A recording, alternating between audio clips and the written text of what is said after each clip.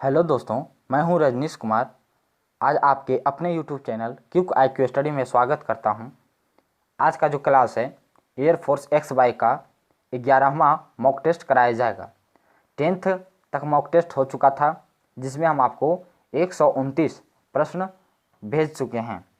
आज हम 130 प्रश्न से स्टार्ट करेंगे। तो वीडियो बहुत ही इंटरेस्टिंग है। वीडियो को लास्ट तक बने रहिएगा, क्योंकि इस वीडियो में हम बहुत सारी ऐसी क्वेश्चन करवाने वाले हैं जो आपके आने वाले एयरफोर्स एग्ज़ाम्स में ज़रूर आएंगे। तो चलिए साथियों, क्वेश्चन स्टार्ट करते हैं। पहला क्वेश्चन यहाँ बताया गया है कि भारत का प्रथम वायसराय कौन था। 4 ऑप्शन इसमें दिया गया है, आप लोग इसका आंसर कीजिए। हम आपको समय देंगे 2 से 3 सेकेंड, फिर हम आपको इसमें आंसर बताएंगे। तो चलिए इसका आंसर बताइएगा। तो इसका आंसर होगा, अगर आपने ऑप्शन नंबर बी चुना है तो आपका सही है, लॉर्ड कैनिंग। देखिए इसमें एक चीज़ और बताया गया है कि 1858 के बाद गवर्नर जनरल का पद वायसराय में बदल दिया गया। अगर इसमें कोई पूछ दिया जाए कि वायसराय क्या होता है, तो इसमें आपको ये बताना है कि 1858 के बाद गवर्नर जनरल के जो पद था उसको वायसराय में बदल दिया गया है। तो इसका राइट आंसर जो होगा सो लॉर्ड कैनिंग होगा। भारत का प्रथम वायसराय कौन था, तो लॉर्ड कैनिंग था। चलिए नेक्स्ट क्वेश्चन है कि अलीगढ़ आंदोलन किसने शुरू किया था। इसका ऑप्शन है मोहम्मद अली जिन्ना, सर सैयद अहमद खां, मोहम्मद इकबाल, डॉक्टर जाकिर हुसैन। तो इसका राइट आंसर क्या होगा। तो अगर आपने ऑप्शन नंबर बी चुना है तो आपका सही है, सर सैयद अहमद खां। अलीगढ़ आंदोलन किसने शुरू किया था, तो सर सैयद अहमद खां। नेक्स्ट क्वेश्चन है कि चपाती एवं कमल का संबंध था, किससे था। हम आपको इसमें समय देंगे। तो चलिए, अगर आपने ऑप्शन नंबर ए चुना है तो आपका सही है, 1857 के विद्रोह से। Option number A is right answer. देखिए साथियों, इसका जो PDF होगा हम आपको टेलीग्राम में प्रोवाइड करेंगे। उसका लिंक आपको डिस्क्रिप्शन बॉक्स में मिल जाएगा सबसे लास्ट में। और अगर आप हमारे सोशल मीडिया के द्वारा जुड़ना चाहते हैं, जैसे कि फेसबुक हो गया, इंस्टाग्राम हो गया, तो भी आप जुड़ सकते हैं। उसका भी लिंक आपको डिस्क्रिप्शन बॉक्स में मिल जाएगा। चलिए नेक्स्ट क्वेश्चन है कि किसने कहा कि स्वराज मेरा जन्मसिद्ध अधिकार है तथा इसे मैं लेकर रहूँगा। तो अगर आपने ऑप्शन नंबर ए चुना है तो आपका सही है, Bal Gangadhar Tilak. Option number A is right हो जाएगा। चलिए नेक्स्ट क्वेश्चन मिल जाएगा आपको कि लाल बाल पाल के नाम से जाने जाते थे। लाल बाल पाल के नाम से कौन जाने जाते थे। तो अगर आपने ऑप्शन नंबर डी चुना है तो आपका सही है, ऑप्शन नंबर डी आपका सही हो जाएगा कि उपर्युक्त में सभी जो लाल बाल पाल के नाम से जाने जाते थे। तो देखिए इसमें बाल गंगाधर तिलक भी थे, लाला लाजपत राय भी थे और विपिन चंद्र पाल भी थे। तो इसका जो राइट आंसर होगा option number D is right answer. चलिए नेक्स्ट क्वेश्चन था कि असहयोग आंदोलन को 1922 ईस्वी में स्थगित करने का कारण था। क्या कारण था, इसमें 4 ऑप्शन आपको दिया गया है। तो अगर आपने ऑप्शन नंबर सी चुना है तो आपका सही है, चौरी चौरा हत्याकांड। चौरी चौरा हत्याकांड के कारण ही असहयोग आंदोलन को 1922 ईस्वी में स्थगित करने का निर्णय लिया गया था। नेक्स्ट क्वेश्चन है कि किसके विरोध करते हुए लाला लाजपत राय ने अपनी जान दे दी थी। तो अगर आपने ऑप्शन नंबर ए चुना है तो आपका सही है, जिसने भी ऑप्शन नंबर ए चुना है उनका सही है, साइमन कमीशन। साइमन कमीशन के कारण ही विरोध करते हुए लाला लाजपत राय ने अपनी जान दे दी थी। चलिए नेक्स्ट क्वेश्चन है कि किस दिन को पूर्ण स्वराज दिवस, जिसे हम स्वतंत्रता दिवस के रूप में मनाया जाता है। तो इसका तो क्वेश्चन बहुत ही इंपॉर्टेंट है, या फिर आसान भी इसको कह सकते हैं, क्योंकि बहुत स्टूडेंट्स इसको जानते होंगे। तो किस दिन को पूर्ण स्वराज दिवस, जिसे स्वतंत्रता दिवस के रूप में मनाया गया था। तो इसका राइट आंसर होगा ऑप्शन नंबर ए, 26 जनवरी 1930 को। जिसने भी ऑप्शन नंबर ए चुना है तो उनका सही है, 26 जनवरी 1930 को। चलिए नेक्स्ट क्वेश्चन है कि कौन विशेष रूप से सामाजिक विकास कार्य से जुड़े थे। 4 ऑप्शन दिया गया है, इसमें आपको चुनना है। तो अगर आपने ऑप्शन नंबर ए चुना है तो आपका सही है, विनोबा भावे। विशेष रूप से ये समाज विकास कार्य में जुड़े रहते थे, विनोबा भावे। नेक्स्ट क्वेश्चन है कि ईश्वर चंद्र विद्यासागर किस क्षेत्र से जुड़े हुए थे। तो अगर आपने ऑप्शन नंबर ए चुना है तो आपका सही है, विधवा विवाह।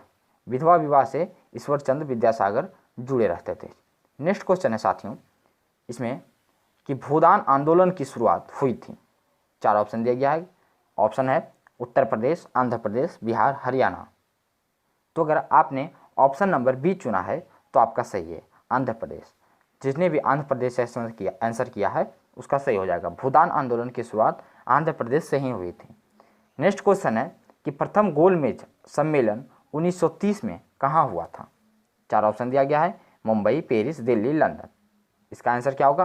तो अगर आपने ऑप्शन नंबर डी चुना है, लंदन, तो आपका सही है।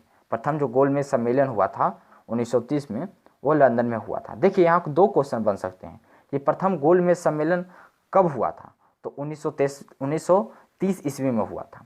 और अगर पूछा जाए कि कहाँ पर हुआ था, तो लंदन में आपका आंसर हो जाएगा। तो ये सब जो जिस भी क्वेश्चन में 2 क्वेश्चन बनते हैं उनको आप ज़्यादा ध्यान रखिएगा, क्योंकि उसी क्वेश्चन में से भी आपका क्वेश्चन भी आ सकता है।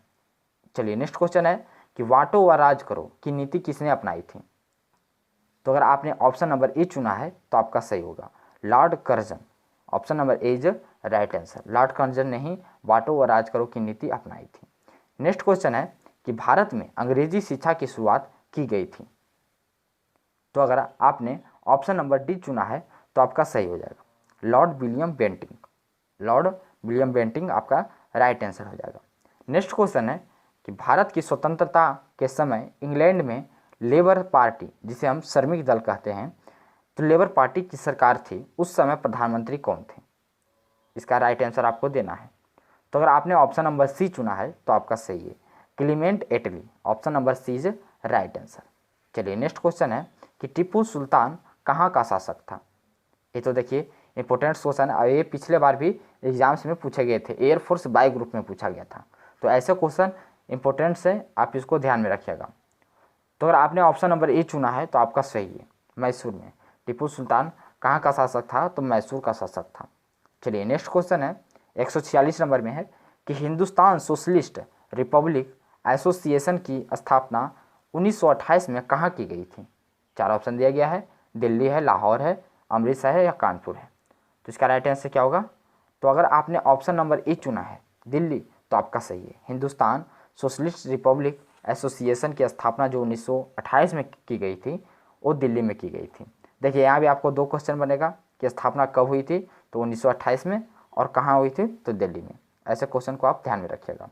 नेक्स्ट क्वेश्चन है कि केवल कांग्रेस एक अधिवेशन जिसमें महात्मा गांधी ने 1924 में अध्यक्षता की थी, तो ये जो जिसमें कहाँ ये थे, जो ऑप्शन दिया गया है, बेलगांव है, मुंबई है, सूरत है, लाहौर है। तो इसका राइट आंसर क्या होगा? ऑप्शन नंबर ए, बेलगांव।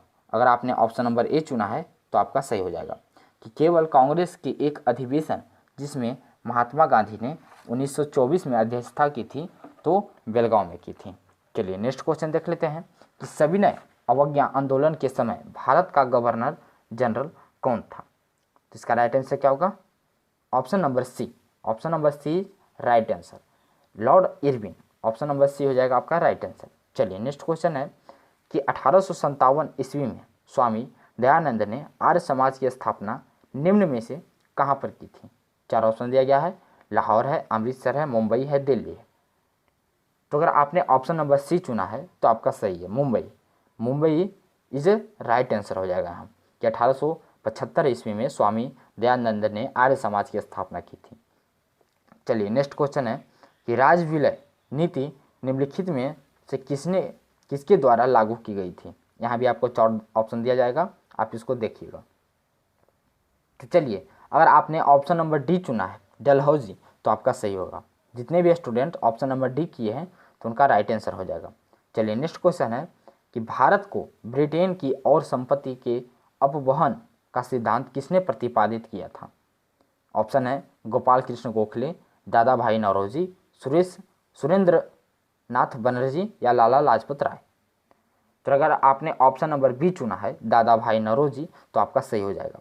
भारत को जो ब्रिटेन की संपत्ति का अवहन का सिद्धांत जो प्रतिपादन यही किए थे।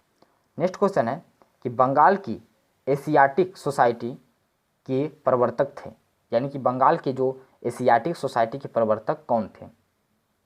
तो अगर आपने ऑप्शन नंबर बी चुना है तो आपका सही है, sir William Jones. Sir William Jones आपका राइट आंसर हो जाएगा। देखिए यहाँ भी आपको क्वेश्चन देखिए बना सकता है कि भारत की एशियाटिक सोसाइटी कब स्थापित की गई थी? तो इसको भी आप ध्यान में रखना है, 1784। क्या होगा? 1784, इसको ध्यान में रखिएगा। और इनके जो प्रवर्तक थे कौन थे? तो सर विलियम जोन्स थे। चलिए नेक्स्ट क्वेश्चन जाएगा आपका कि किसके मुख्य प्रयास से सती प्रथा का उन्मूलन हुआ था? इसको ध्यान में रखिएगा, ये जो क्वेश्चन है इंपॉर्टेंट है। तो इसका जो राइट आंसर क्या होगा, आप इसको आंसर कीजिए। तो जिसने ऑप्शन नंबर बी चुना है तो आपका सही है। देखिए, किसके मुख्य प्रयास से सती प्रथा का उन्मूलन हुआ था, यानी कि राजा राम मोहन राय। हम आपको आंसर क्या बताएं? ऑप्शन नंबर बी, राजा राम मोहन राय ने ही सती प्रथा का उन्मूलन किया था। सती प्रथा को ही इन्होंने बंद करवाया था। जो जिसमें देखिए, इसमें आप एक चीज़ और बताइएगा। देखिए, ये जो क्वेश्चन था यहाँ लास्ट कर दिया गया है, ठीक है। इसमें आप एक चीज़ कमेंट में बताइएगा कि सती प्रथा किस लिए बंद किया गया, किस कारण से बंद किया गया, ठीक है। तो जितने भी स्टूडेंट्स, अगर आप लोग जानते हैं कि सती प्रथा किस कारण से बंद किया गया, तो आप लोग इसको कमेंट में बताइएगा। देखिए साथियों, यहाँ आपको इतना क्वेश्चन पर हम रखते हैं, फिर हम आपको 154 स्टार्ट करेंगे नेक्स्ट वीडियो में। जो आपको मॉक टेस्ट 12 आएगा, उसमें हम आपको इसके 154 से क्वेश्चन से हम स्टार्ट करेंगे। तब तक के लिए इतना ही क्वेश्चन है, ठीक है। आप इसको आप PDF अगर लेना चाहते हैं तो आप टेलीग्राम ज्वाइन कर लीजिएगा, लिंक आपको डिस्क्रिप्शन के सबसे लास्ट में मिल जाएगा। और अगर आप हमारे सोशल मीडिया, जिसे हम फेसबुक और इंस्टाग्राम कहते हैं, आप उससे भी जुड़ सकते हैं, उसका भी लिंक आपको डिस्क्रिप्शन में मिल जाएगा। अगर इसी तरह के क्वेश्चन आप हमसे प्राप्त करना चाहते हैं तो आप हमारे चैनल को सब्सक्राइब कर सकते हैं बेल आइकन के साथ, ताकि आपको हर एक वीडियो का नोटिफिकेशन मिलते रहे। तो जय हिंद साथियों, फिर हम मिलते हैं आपको नेक्स्ट वीडियो में। तब तक के लिए जय हिंद, जय भारत।